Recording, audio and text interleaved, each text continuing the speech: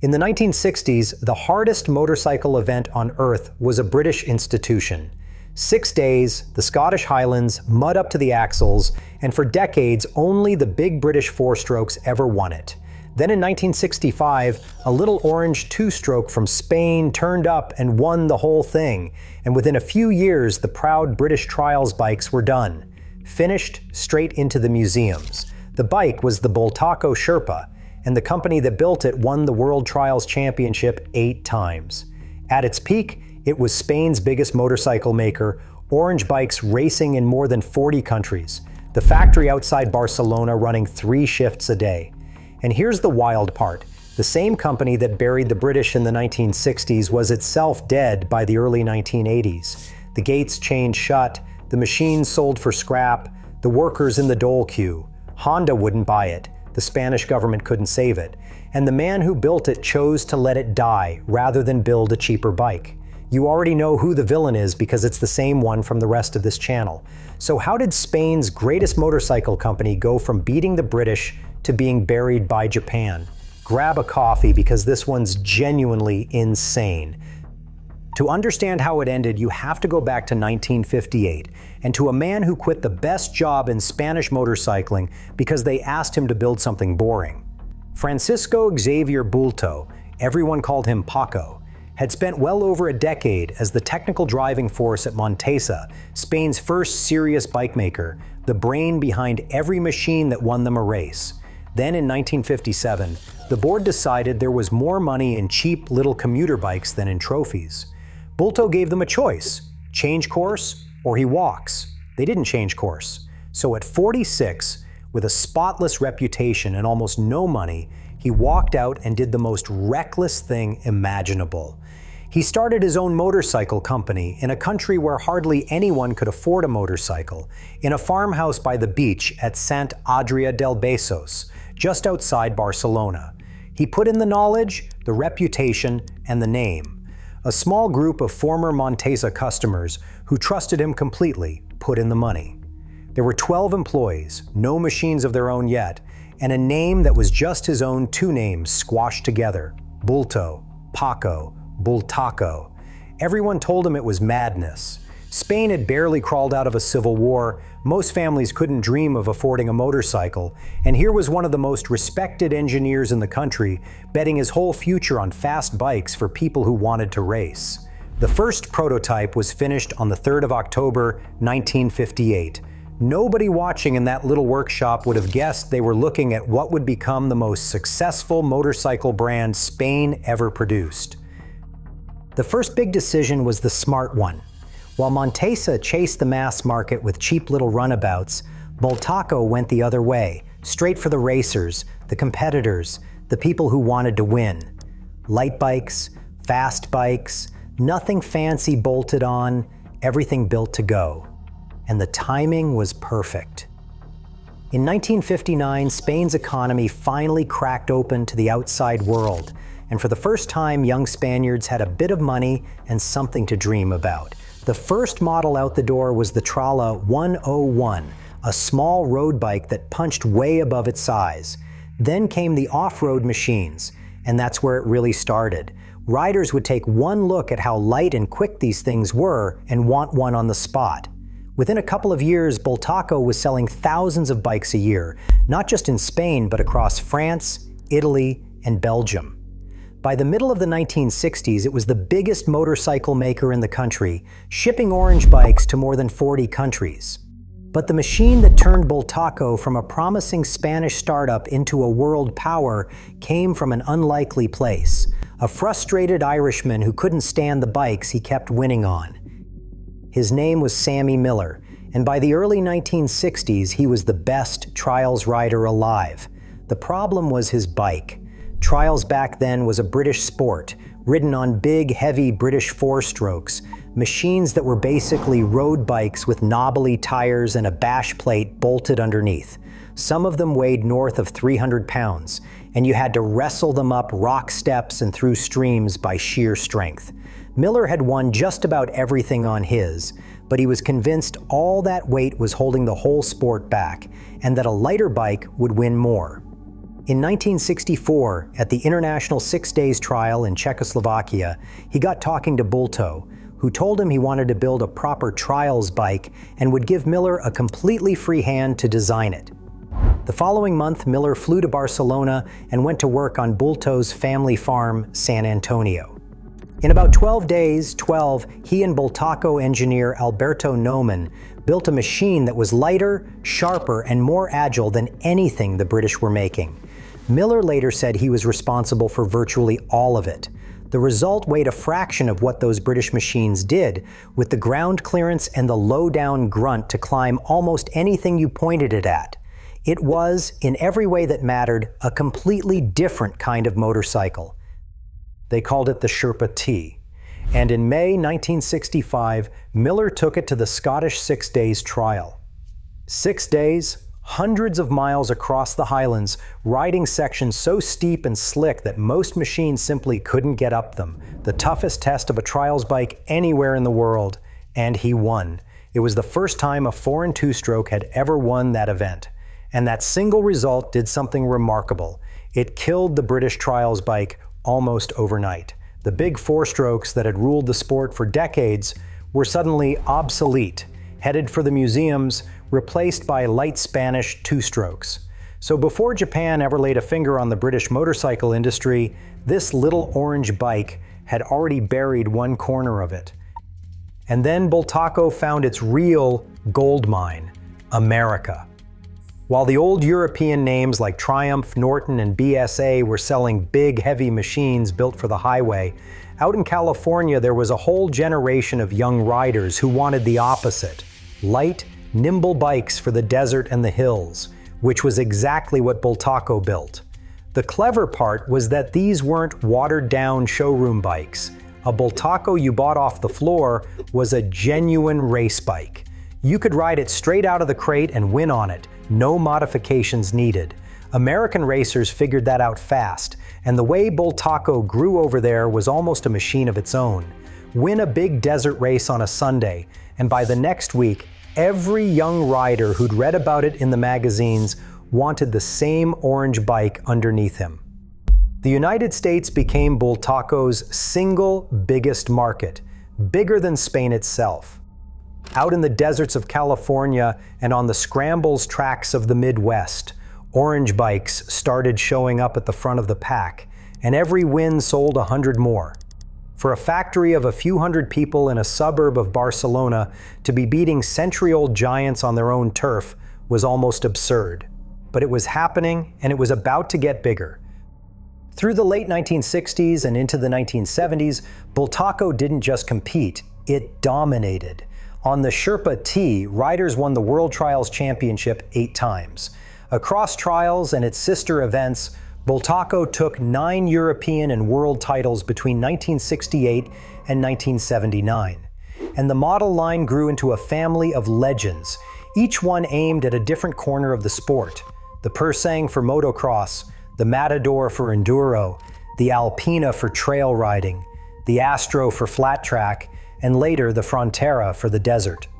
Different jobs, but all built the same way: light, tough, and fast enough to win straight off the showroom floor. The bikes were so reliable that mechanics had a joke about them. If a Bultaco ever broke down, they said, you'd probably filled it with water instead of petrol. In Spain, owning one meant something. It said you cared about the machine, about winning, about doing things properly. The factory at Sant Adrià del Besòs was running flat out, and dealers had waiting lists months long. By the mid-1970s, the company was turning over billions of pesetas a year and employed hundreds of people, and Bultaco had stopped being just a brand. In Spain, it had become a point of national pride. It was proof that a small Catalan outfit with a fraction of anyone else's budget could take on the biggest names in the world and beat them. Everything looked perfect. And that, it turned out, was exactly the problem, because underneath all of it, the ground had already started to move. Here's where the story turns, and where it becomes one you've heard on this channel before. Bulto had bet everything on the two-stroke engine. To him, it was almost an article of faith. Purer, lighter, simpler, and still winning world championships year after year. So why on earth would he abandon it? For years, that instinct was dead right. But while he refined the same idea over and over, chasing the perfect version of the machine he already had, Honda, Yamaha, and Suzuki were pouring fortunes into a different future entirely. Cleaner four-stroke engines, new materials, and factories big enough and modern enough to change direction almost overnight. Then in 1973, the oil crisis hit, and governments across Europe started cracking down on pollution. The two-stroke engine, with its blue smoke and its burnt oil, was suddenly on the wrong side of the rules. The Japanese, who'd already put their money into cleaner machines, adapted without breaking stride. Bultaco, which had bet the whole company on the two-stroke, had no plan B.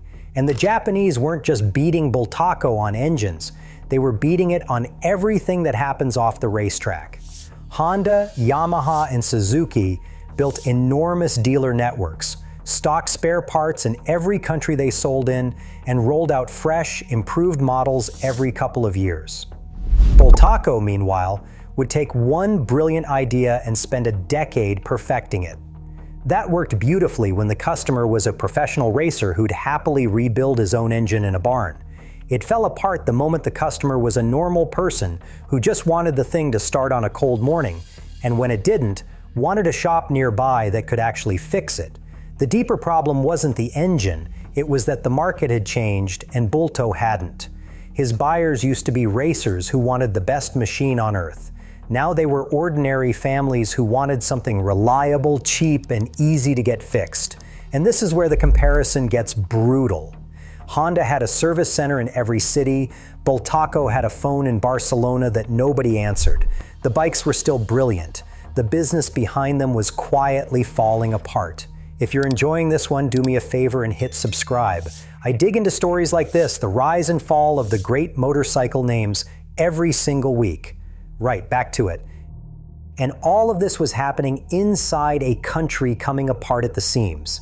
In 1975, the dictator Francisco Franco died, and Spain began its lurch toward democracy, a chaotic, hopeful, violent stretch of years the Spanish called the transition. The streets were full of protests, strikes, and uncertainty, and the chaos reached the Bulto family directly. In May 1977, Paco's older brother, José María Bulto, a businessman and a shareholder in the family's companies, was murdered by a Catalan terrorist group. They forced their way into a family home, strapped a small bomb to his chest, and demanded a ransom of 500 million pesetas. He refused to pay. The bomb went off as he tried to remove it. It shook Catalan society, and it tells you something important about the world Bultaco was trying to survive in. This wasn't a stable market with a level playing field. It was a country in genuine turmoil, where even the people at the very top weren't safe. The other tellings of this story skip that part completely, and they shouldn't, because it shows you how much pressure this family and this company were under all at the same time. Inside the factory, the pressure was building too. After decades under a dictatorship that had banned free unions, Bultaco's workers finally started organizing, pushing for better pay, better conditions, and a real say. It was fair, and it was overdue. But the timing could not have been worse. The company was already bleeding money, and now production kept stopping. There were strikes in 1976, 1978, and 1979. And right in the middle of all of it, in the autumn of 1976, Bultaco moved into a large, expensive new factory, a huge cost at the exact moment the money was drying up. Every day the line stood still, American orders went unfilled, and impatient dealers started signing with Yamaha and Kawasaki instead. And here's the real tragedy of it. The workers weren't wrong. They'd spent years building world championship motorcycles while their own pay barely moved, and now that the dictatorship was finally over, they wanted their share. Bulto wasn't exactly wrong either. Every week the line stood still was another week of orders lost to Japan, another crack in a company that was already struggling to breathe. Both sides were fighting for survival, and every week they spent fighting each other was another week Japan pulled further ahead. The relationship between the man who thought of himself as a fair boss and the workers who felt they'd built his fortune for scraps broke down for good. And 2 days before Christmas, on the 22nd of December, 1979, after a long strike, the factory shut its doors. The original company was headed for liquidation. What happened next is the part almost nobody outside Spain ever tells, and it's the part that makes the ending land. Because Bultaco didn't just quietly fold. In April 1980, the company filed for a suspension of payments, the Spanish version of going into administration, and the court accepted it in 4 days. Then came the scramble to save it, and it failed at every single turn. They tried to sell the company to Honda. Honda passed. They tried the Austrian maker Puig. That fell through too. They tried to fold Bultaco into a rescue group with the other Spanish makers, Montesa, Ossa, and Derby. Couldn't make it work. One after another, every lifeline snapped. And think about what that actually means. This wasn't some obscure brand nobody wanted. This was a company that had won the world championship over and over again, and not one buyer on earth could find a way to keep it alive. Not the Japanese giant, not the neighbors, not even the government. By 1980, the problem wasn't that Bultaco made bad bikes. It still made some of the best off-road machines in the world. The problem was that the whole business was drowning. Hundreds of workers to pay, an expensive new factory to feed, debts piling up, and a product that the new emissions rules were quietly turning into a museum piece. Nobody wanted to catch that falling knife. And then came the one offer Bulto actually could have taken, and the decision that defined him. A group of outside investors came forward, willing to buy Bultaco, but they had a plan, and the plan was the one thing Bulto had spent his whole life fighting. They wanted to fire most of the workforce, shut down the research department, and turn Bultaco into a cheap badge. Mediocre bikes, generic parts, the name slapped on the side. Basically, everything he despised. He said no. He would rather close the doors for good than watch his own name go on a bad motorcycle. To him, putting his name on a cheap, mediocre bike was unthinkable. And if the only way to keep the company breathing was to make it worse, he would rather see it close. By every account, it broke his heart to do it. If you've seen the video on this channel about Indian being sold off and stripped for parts, you know this exact moment. It's the founder watching the vultures circle a legend they only want to gut. The difference is that Bulto still had the power to refuse, and he used it. It's the most human decision in the whole story. And depending on how you look at it, it was either the noblest thing he ever did or the one that doomed everyone who worked for him. Probably both. There was one last attempt. In 1980, the Spanish government stepped in with money, a loan of 480 million pesetas, to reopen the factory under a new director, Joan Chalamanch, with a plan to slash the workforce and get bikes rolling again. For a while, a trickle of machines came out, but it was never going to be enough. The factory closed again in 1983, limped through one final attempt, and by 1984, it managed just 249 motorcycles in an entire year before dying for good. By the end, the workers were owed wages they would never fully see, and when the machines were finally auctioned off, they were simply out of a job. Nothing was ever going to save it. And here's the sad, wider truth. Bultaco didn't fall alone. The whole Spanish motorcycle industry went down in the same wave. Montesa, the company Bulto had walked out of to start all this, then Ossa, then Derby. One by one, they faded and disappeared too. The same Japanese machine that had already flattened the British industry rolled straight over the Spanish one. Bultaco was just the proudest, most spectacular casualty of the lot. Within a decade, a country that had produced genuine world champions, that could stand shoulder to shoulder with anyone in off-road racing, barely built motorcycles at all. An entire national industry gone. Not beaten on the racetrack where it could hold its own with anybody, but beaten in the showroom, the parts warehouse, and the boardroom. In total, across 25 years, Bultaco built around 330,000 motorcycles. And then there was nothing. Go to Sant Adria del Besós today, and there's almost nothing left of it. The factory is long gone, swallowed up by the ordinary industrial sprawl on the edge of Barcelona. No statue, no museum, not so much as a plaque. Just the traffic going past a stretch of ground that once built the most legendary motorcycles in Spain. Paco died in 1998 at 86. They say he never set foot in a motorcycle factory again after his own closed, and never really got over watching the thing he'd built be taken apart. The bikes he'd been so obsessed with getting right now sell for small fortunes to collectors who hunt down rusted Sherpas and Pursangs and restore them by hand, bolt by bolt. The name itself has been bought and sold a few times since. It even got bolted onto an electric bike venture in the 2010s that came and went within a few years.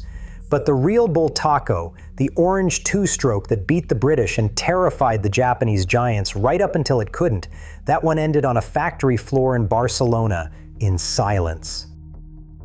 So there's your answer. Spain's greatest motorcycle company went from beating the British to being buried by Japan in about 25 years, and its founder chose the grave over a cheaper bike. Same wave that killed Triumph, Norton, and BSA. It just reached a little farther than most people ever knew. If you want to see how that wave started, and how 4 companies that used to make looms, pianos, and warships took over the entire motorcycle world, that story is right here. It's the one that explains everything you just watched.